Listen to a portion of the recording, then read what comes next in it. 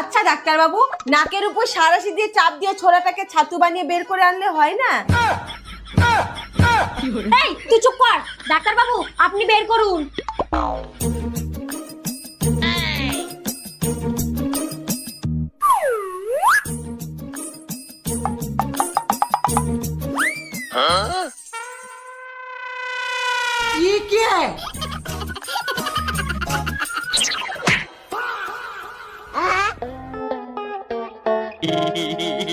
আমার ননদিনীকে মাথায় মারলেন কেন?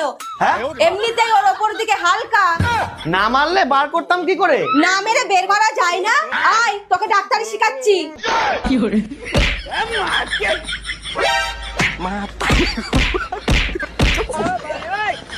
Mata nih gue,